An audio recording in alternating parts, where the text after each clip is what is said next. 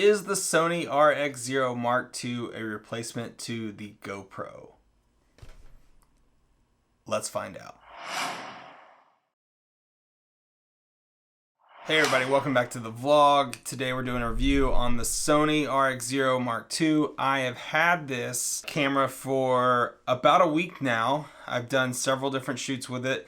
The reason why I got it was to have a camera inside the car when I do my series for S3 Magazine. We were filming a race at Road Atlanta, and I just wasn't happy with my GoPros and the shots I was getting in there. Too much in the shot because the GoPro's super wide and just the footage doesn't match my Sony's. Now up front, Sony says that this is a B camera, and you'll see some footage where I used it as a B camera, and that it shouldn't be compared to an action camera. Sony makes another action camera, GoPro makes action cameras, DJI just released an action camera that's pretty amazing. But I am going to review this as if it was an action camera. It is just about the same size as the GoPro. It's a little deeper than the GoPro, probably almost twice as deep actually, but the same size everywhere else. I'm reviewing it as an action camera because that's what I'll be using it as. Second camera, I'm using another Sony. I'm usually wanting to get a softer depth of field and bokeh with a faster glass. This has an f4 24 millimeter lens. So as far as a second camera for me and what I normally shoot, it just doesn't work out. The specs on this guy are pretty much like all the other Sony cameras if you're familiar with them. It shoots up to 4K, up to 30 frames per second. It does not do 120 in 4K, but does do 120 in 1080. I did not get to mess around with that a lot, but it seems to work just as well as my Sony a7S II, so I'm pretty happy there as far as slow-mo goes. I will say if you buy this thing, make sure you get the neutral density filter that goes with it, because you will be stuck shooting at a 1:250 or a 1:100 or a 1:200 depending on the light shutter speed, which is what I had to do in some cases. Testing footage outside. A couple problems because I didn't buy that neutral density filter. I'm having to shoot at a 1:250 shutter speed, which is not ideal. I mean, it is an action cam, so maybe it's alright. So not ideal, but I wasn't about to spend $100 on a neutral density filter for a camera that I rented. The one thing I noticed from the review videos I was seeing on this thing, even the product photos where you go buy it online, it shows you the front side, it shows you this side, it shows you this side, it shows you how the flip screen comes up like this, but it doesn't show you the back. And I was really curious as to where if it had HDMI, USB ports, an audio jack, but as you can see, I'm going to show you that it has this little thing that really gets annoying, but you can just kind of pull it off. But it does have the audio jack, the USB, and an HDMI spot on it, which is pretty convenient. This is straight out of the camera. This is now with this little GoPro mic plugged in right now. Testing 1, 2, 3. This is about the distance it's going to be away from the driver. Testing 1, 2, 3. Testing. All right, and now let's plug it in to the lapel.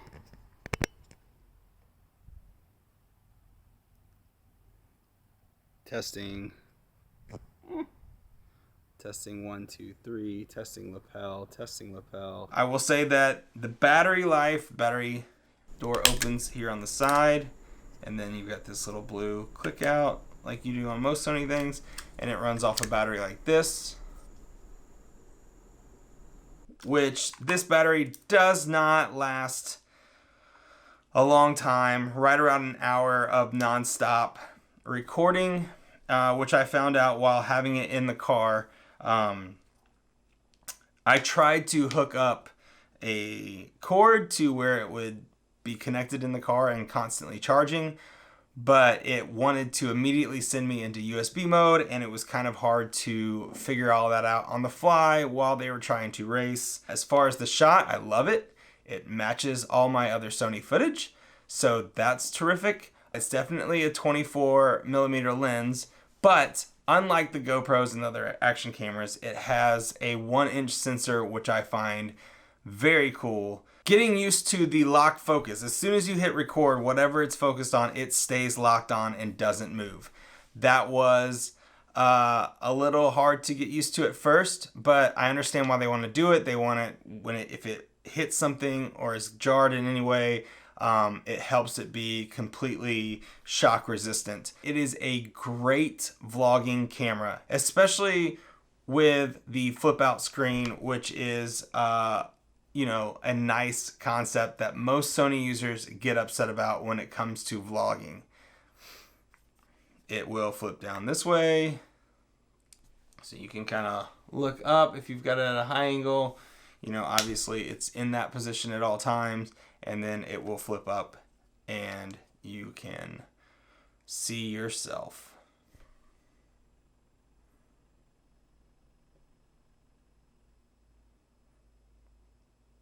How terrific. After spending a week with it and using it, I do see that it is great for vlogging and a great action camera, although it does lack some things that you will find in the GoPro and the DJI action cameras. What I want to stress, most people when they do these reviews, they spend most of their time saying that it's 95% great and there's 5% wrong with it, and that's why you shouldn't buy it. That is not what I'm telling you. Despite the hangups, it is still worth the buy. Do not disregard the 95% of good and just go buy the 5% bad.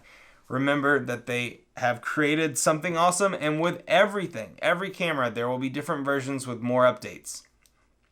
The problem I have with GoPro is that I used 4 GoPros at the shoot and this, and 2 of my GoPros, because they were older versions, didn't go down to 24 frames per second, which is annoyingly frustrating.